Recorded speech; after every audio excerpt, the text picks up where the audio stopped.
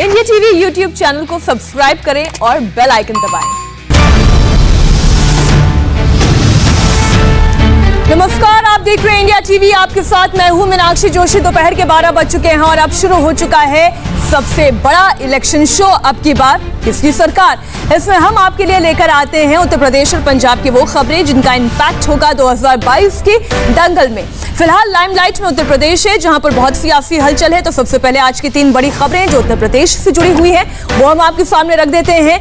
तो सबसे पहली बड़ी खबर तो जनसंख्या नियंत्रण से ही जुड़ी हुई है। जी हां, जनसंख्या वाला योगी का मास्टर स्ट्रोक। आज की पहली बड़ी खबर, जहां पर जनसंख्या नियंत्रण को लेकर ड्राफ्ट बन चुका है, जनता के बीच में रखा जा चुका है। योगी आदित्यनाथ का फॉर्मूला क्या है, ये खुद योगी आदित्यनाथ आज वर्ल्ड पॉपुलेशन डे के मौके पर बढ़ती जनसंख्या को लेकर एक बड़ा मैसेज देने वाले हैं। जैसे योगी आदित्यनाथ बोलेंगे, हम आपको लिए चलेंगे कार्यक्रम में। दूसरी बड़ी खबर, पंचायत की जीत 2022 रिपीट, यह एक सवाल है, लेकिन इस सवाल में ही बीजेपी की खुशी भी छिपी हुई है, क्योंकि पंचायत अध्यक्ष के बाद ब्लॉक प्रमुख में बीजेपी ने जीत का डंका बजाया है। क्या विरोधियों को बीजेपी ने 2022 का ट्रेलर दिखा दिया है? अब तीसरी बड़ी खबर की बात करें, लगातार 2 चुनाव में साइकिल पंचर हुई। अब अखिलेश इस हार का डैमेज कंट्रोल कैसे करेंगे? क्या होगा अखिलेश का मिशन 2022 का प्लान? इस पर भी हमारी रहेगी नजर। कैसे करेंगे अखिलेश यादव डैमेज कंट्रोल, आपको बताएंगे। लेकिन सबसे पहले, क्योंकि आज वर्ल्ड पॉपुलेशन डे है, विश्व जनसंख्या दिवस है, तो जनसंख्या, इससे बढ़ती हुई परेशानियों पर चर्चा करने का दिन है। और ये बड़ी वजह है कि उत्तर प्रदेश में पॉपुलेशन कंट्रोल के लिए योगी सरकार ने एक बड़ी पहल की है। आज विश्व जनसंख्या दिवस है, लेकिन उससे पहले बड़ी खबर आपको ब्लॉक चुनावों से जुड़ी हुई हम आपको दिखा रहे हैं। 825 सीटों पर 635 सीटें ऐसी हैं जहां पर अगर हम योगी आदित्यनाथ और उनके पार्टी की बात करें, भारतीय जनता पार्टी की, उन्होंने बैक टू बैक ये 2 जीत दर्ज की है। 2022 से पहले ये जीत का ऐसा ट्रेलर है, ऐसा डंका बजा है कि विरोधी चारों खाने चित हो गए हैं। ब्लॉक प्रमुख चुनाव में भी बीजेपी ने बम्पर जीत दर्ज की है। 825 में से 635 सीटों पर बीजेपी ने जीत दर्ज की। बीजेपी गठबंधन ने अपना कब्जा कर लिया, जबकि समाजवादी पार्टी की बात की जाए तो 100 से भी कम सीट पर सिमट गई। बाकी की सीटों पर निर्दलीय उम्मीदवारों का कब्जा रहा। खास बात यह रही कि बीजेपी ने ब्लॉक प्रमुख में सिर्फ 735 सीटों पर ही इलेक्शन लड़ा था, यानी जीत का स्ट्राइक रेट एक बार फिर करीब 85% से ज्यादा है। ये योगी आदित्यनाथ ने कल जिक्र किया, बीजेपी की नीतियों को लोगों तक पहुंचाने का नतीजा है। उत्तर प्रदेश में ब्लॉक प्रमुख चुनाव में बीजेपी की बम्पर जीत और उसके बाद खुश योगी आदित्यनाथ के बयान जो हैं वो हमने आपके सामने रखे।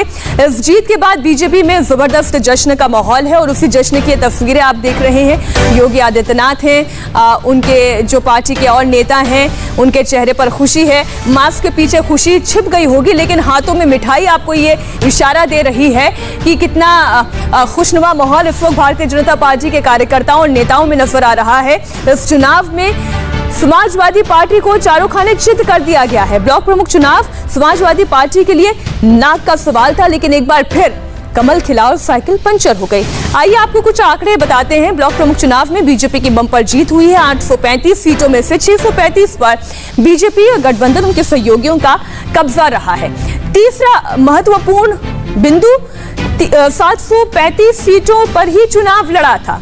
जी हां, केवल 735 सीटों पर ही चुनाव लड़ा था। उनमें से 349 सीटों पर तो निर्विरोध, यानी मतदान होने से पहले ही बीजेपी जीत चुकी थी, एक लीड मिल चुकी थी। 100 सीट भी नहीं जीत पाई समाजवादी पार्टी। ये हैरान करने वाली परिस्थिति है, क्योंकि ब्लॉक्स में ये कहा जा रहा था कि समाजवादी पार्टी की पकड़ है, लेकिन पकड़ आंकड़ों में तो दिखाई नहीं देती है। तो ये कुछ महत्वपूर्ण बिंदु हमने आपके सामने रख दिए, जिसमें बीजेपी की धमाकेदार जीत और कैसे समाजवादी पार्टी 100 का आंकड़ा भी नहीं छू पाई। भारतीय जनता पार्टी 635 सीटों पर अपने सहयोगी दलों के साथ और अपने उन सभी समर्थकों को लेकर के 635 से अधिक सीटों पर भारतीय जनता पार्टी क्षेत्र पंचायत प्रमुख के चुनाव में विजयी बन रही है। अगर आप देखेंगे पूरे सिनेरियो को, अगर आप देखेंगे लगभग 85% से अधिक सीटों पर भारतीय जनता पार्टी क्षेत्र पंचायत में और 85% से अधिक सीटों पर जिला पंचायत में भी भारतीय जनता पार्टी को समर्थन प्राप्त हुआ था। ये केंद्र और प्रदेश सरकार की नीतियों को संगठन के माध्यम से जन जन तक पहुंचाने का परिणाम है। और अब आपको बताते हैं कि विधानसभा चुनाव से पहले कैसे योगी आदित्यनाथ का डंका बीडीसी चुनाव में भी बजा है। जी हां, पहले जिला पंचायत अध्यक्ष चुनाव और फिर ब्लॉक प्रमुख में बीजेपी को प्रचंड जीत मिली है। पहले ब्लॉक प्रमुख के नतीजे देखिए, आपके सामने है। 825 सीट बीजेपी 635 सीटों पर जीती और स्ट्राइक रेट यहां पर समझ में आता है 76% का। 14 सीटों पर उसके सहयोगी दल ने चुनाव लड़ा था, इनमें से 635 सीटों पर बीजेपी का कब्जा हुआ और स्ट्राइक रेट 85% तक। अब आपके सामने ये हम दूसरा ग्राफिक्स रख रहे हैं। कोई नहीं है टक्कर में, क्यों पड़े हो चक्कर में, ये योगी आदित्यनाथ कह सकते हैं, क्योंकि आंकड़ा वही दिखाई देता है कि चुनाव में बीजेपी के ऐसा तूफान आया कि बड़े बड़े उड़ गए। 75 जिलों में पंचायत अध्यक्ष पदों में बीजेपी गठबंधन ने 67 सीटों पर जीत हासिल की, यानी स्ट्राइक रेट 90% का रहा। समाजवादी पार्टी की हालत फिर अब आप देखिए कि अखिलेश यादव अपने ही गढ़ में चित हो गए। आजमगढ़, जो कि समाजवादी पार्टी का गढ़ कहा जाता है, उसके आंकड़े क्या कहते हैं? ब्लॉक 22 से बीजेपी 12 जीत गई। बीजेपी ने 12 ब्लॉक पर जीत का झंडा गाड़ा, जबकि समाजवादी पार्टी केवल 5 सीट ही जीत पाए। 5 ब्लॉक्स पर ही उनका वो विजयी रहे। पंचायत चुनाव की तरह ब्लॉक प्रमुख में भी कांग्रेस का फूफड़ा साफ हो गया।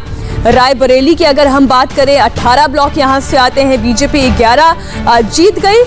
कांग्रेस को कैंडिडेट ही नहीं मिला। अब आप ये देखिए स्थिति क्या है। रायबरेली, जो कि कांग्रेस का गढ़ कहा जाता है, सोनिया गांधी का संसदीय क्षेत्र है, वहां पर कांग्रेस की स्थिति क्या है ब्लॉक में, वो आंकड़े आपके सामने हैं। प्रधानमंत्री मोदी के संसदीय क्षेत्र वाराणसी की भी हम बात कर लेते हैं, जहां पर जिला पंचायत अध्यक्ष के चुनाव, ब्लॉक प्रमुख चुनाव में भी बीजेपी की आंधी चली। यहां पर ब्लॉक प्रमुख की 8 सीटों पर भाजपा और उनके सहयोगी अपना दल ने अपनी सीटें जीती है।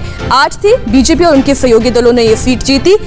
समाजवादी पार्टी का तो खाता तक नहीं खुला। तो ये तो वो कुछ महत्वपूर्ण इलाके हो गए जिसकी तस्वीर हमने आपके सामने रखी, जिसमें रायबरेली हो गए, वाराणसी हो गया, इसके अलावा आजमगढ़ हो गया, जो कि समाजवादी पार्टी का गढ़ कहा जाता है। अगर जिलों के हिसाब से नतीजों की अगर हम बात करें तो बीजेपी ने कई जगह तो क्लीन स्वीप कर दिया है। समाजवादी पार्टी को खाता खोलने तक का मौका नहीं मिला। आगरा में 15 ब्लॉक, 15 के 15 बीजेपी और उनके सहयोगियों के। मेरठ में 22 ब्लॉक बीजेपी और उनके सहयोगियों के, 12 कहें तो जीत गए।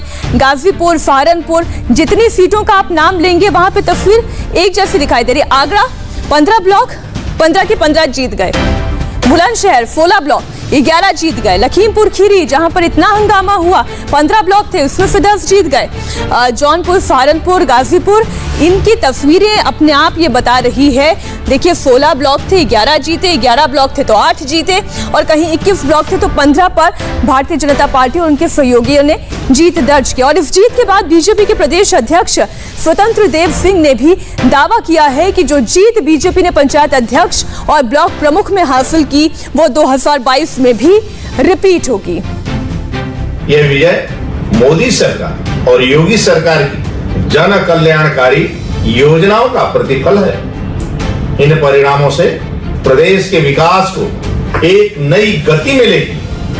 मैं भाजपा के परिश्रमी और कर्मठ कार्यकर्ताओं का आभार व्यक्त करता हूं, जिन्होंने इन चुनाव में रात दिन परिश्रम की पराकाष्ठा को करके भाजपा को विजयी बनाने के लिए गांव-गांव मेहनत की है।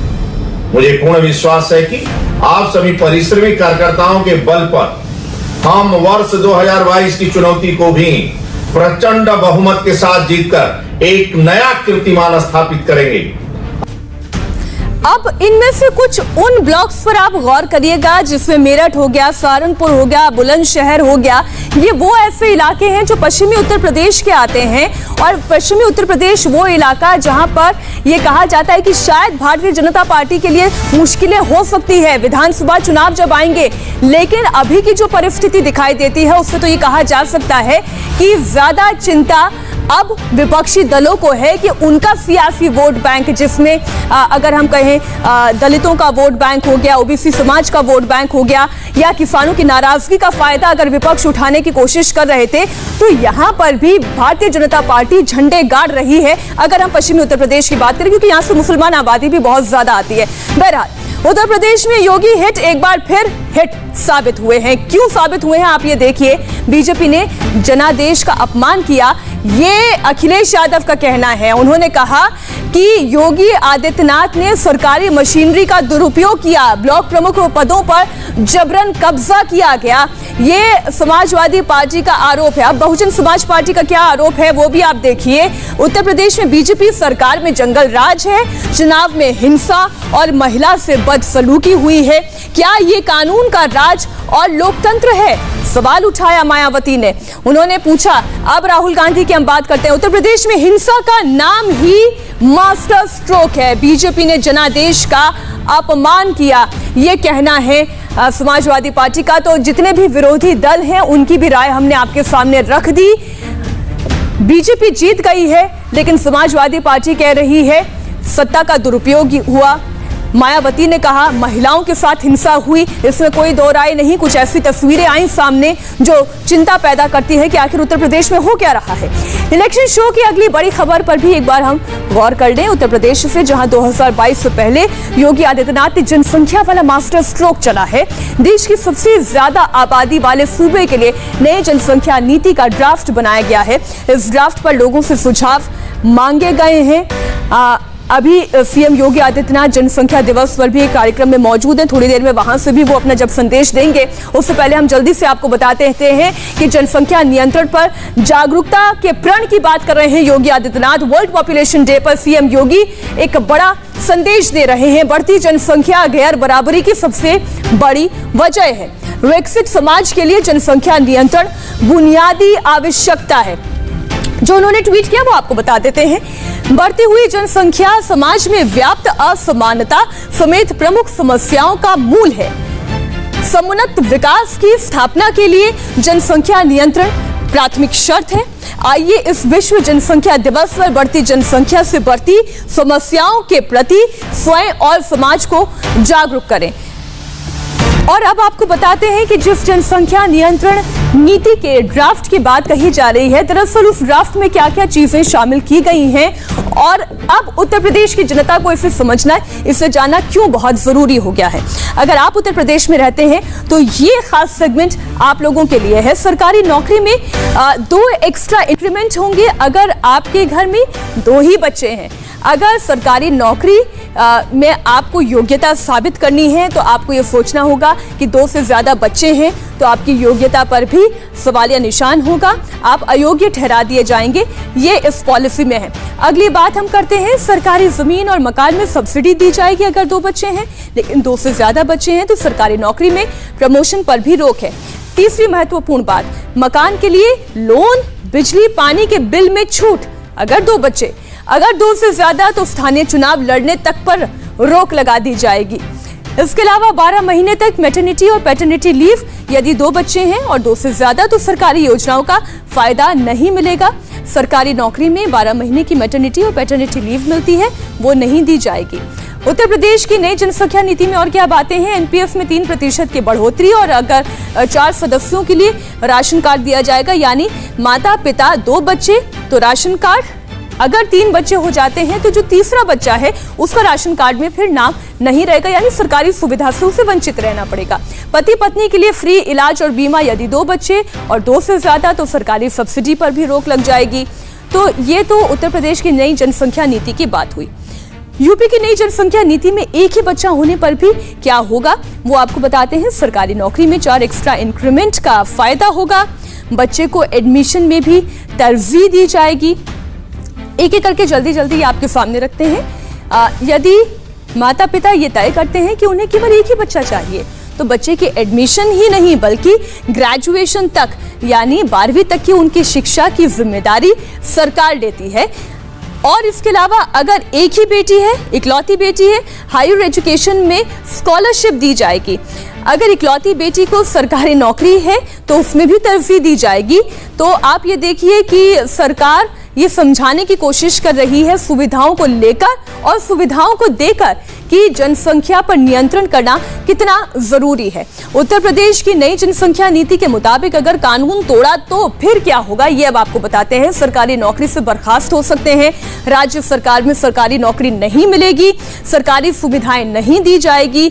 इसके अलावा अगर बात करें स्थानीय निकाय का निर्वाचन भी रद्द हो सकता है, स्थानीय चुनाव लड़ने तक पर पाबंदी लगाई जा सकती है।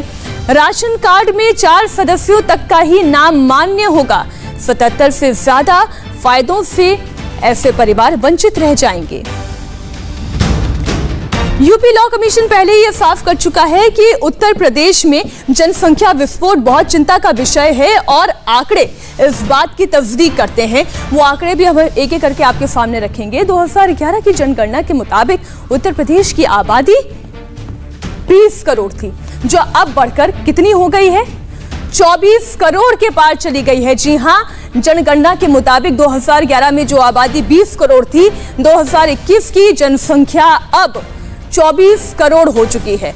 अब आप देखिए, जनसंख्या जितनी बढ़ती जाएगी संसाधनों पर दबाव उतना ज्यादा बढ़ता जाएगा। यूपी में जनसंख्या का घनत्व 828 व्यक्ति प्रति वर्ग किलोमीटर है। अब आप ये सोचिए, अगर सुविधाएं चाहिए, अगर नौकरी चाहिए, अगर प्रमोशन चाहिए, इन सब में जितनी ज्यादा जनसंख्या होती जाएगी उतना ज्यादा दबाव सरकारी संसाधनों पर और प्राकृतिक संसाधनों पर भी पड़ेगा। आप इसे इन टोटलिटी देखिए, होलसम देखिए। अब योगी आदित्यनाथ कार्यक्रम में संबोधन से पहले उद्घाटन कर रहे हैं। आइए आपको दिखाती हैं तस्वीरें।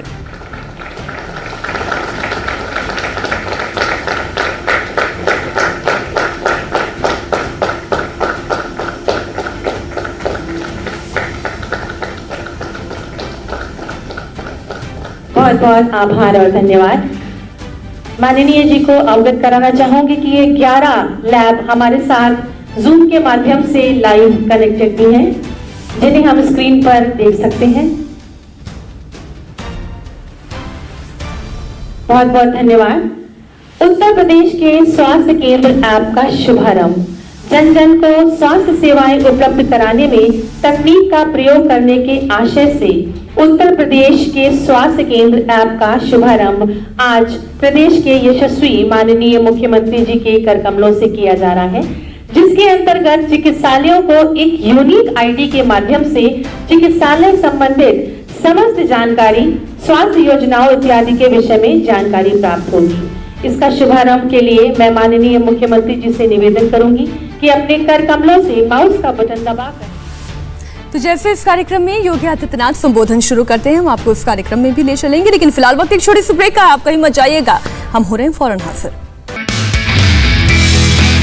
नमस्ते, मैं हूं मीनाक्षी जोशी। वीडियो और खबरों से अपडेट रहने के लिए India TV YouTube channel subscribe करें, बेल आइकन दबाना ना भूलें। जुड़े रहें इंडिया टीवी के साथ।